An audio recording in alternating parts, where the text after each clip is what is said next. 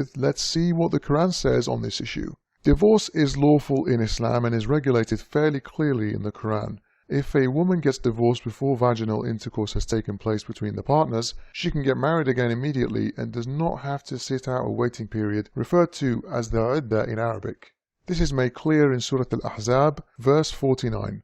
O you who believe, when you marry the believing women and then divorce them before you touch them, you have in their case no term which you shall reckon. So make some provision for them and send them forth a goodly sending forth.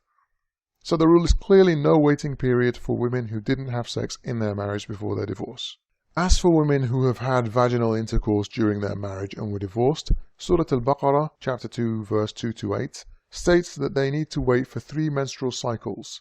Women who are divorced shall wait, keeping themselves apart, 3 courses, and it is not lawful for them that they should conceal that which Allah hath created in their wombs, if they are believers in Allah and the last day. So the Quran now stated that a woman needs to wait for 3 menstrual periods following her divorce before she can remarry, but does not need to delay remarriage if she never had intercourse with her husband. This caused a problem for the Arabs, who knew this waiting period only applies to menstruating women. So they went back to ask Muhammad what the waiting period would be for those who are not menstruating, namely young girls who have yet to hit puberty, old women who have reached menopause, and pregnant women. This is detailed in several places such as Asbab al-Nuzul, the Islamic text which describes the context behind the Quran's verses. It states, when the waiting period for divorced and widowed women was mentioned in Surah Al-Baqarah, Ubay ibn al-Ka'ab said, O Messenger of Allah, some women of Medina are saying, there are other women who have not been mentioned. He asked him, and who are they? And he said, those who are too young, those who are too old, and those who are pregnant. And so this verse was revealed. Such of your women as have passed the age of monthly courses, for them the prescribed period, if ye have any doubts, is 3 months, and for those who have no courses, it is the same. One of the most respected Islamic commentaries is crystal clear on what this verse means. The Jalalain exegesis describes these girls who have yet to start menstruating clearly, and also for those who have not yet menstruated because of their young age, their period shall also be 3 months.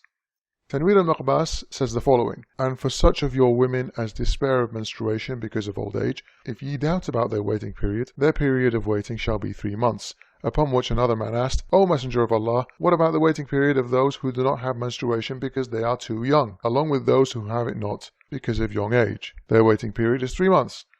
So we can clearly say the question that was asked to Muhammad at the time was, what about those who are too young to have menstrual cycles? The other 2 major exegeses in mainstream Islam are Ibn Kathir and Al-Tabari, who are both very clear that this is referring to girls at a young age, and not to girls who have reached their late teens without menstruating. Al-Tabari says this is in reference to young girls who have been divorced by their husbands after intercourse. With Ibn Kathir, he quotes a companion of Muhammad asking him about the waiting periods for young girls, old women, and pregnant women, and Muhammad revealed this verse in response.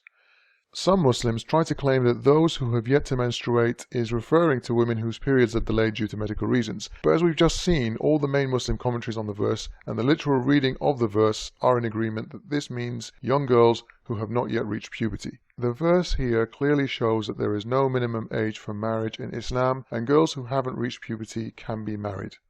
Some apologists have recently tried to ignore this verse altogether and quote another verse to claim the Quran forbids the marriage of children. They use this verse in Surah An-Nisa, verse 6, to make their point, and test the orphans until they attain puberty. Then if you find them in maturity of intellect, make over to them their property. The word used here for puberty can also be translated as marriageable age, but the verse is clearly talking about the ideal time when a guardian can hand over the property and money of an orphan back.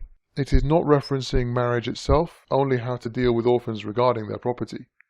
Apologists' use of this verse is dishonest, especially when we look at the major commentaries on this verse. We see the major ones all speak about this verse in its proper context, which is handling the property of an orphan, and they also say the verse is referring to the orphan boys specifically who have hit puberty. Ibn Kathir says, according to the opinion of scholars, test the orphan boys when they have a wet dream and reach puberty. Tabari says, test the orphan in his opinion and mindset. Once his guardian knows he is mature, his property is handed over to him. Both commentaries are clear in showing that the verse is unrelated to marriage and not setting a minimum age for marriage at all. Let's now take an honest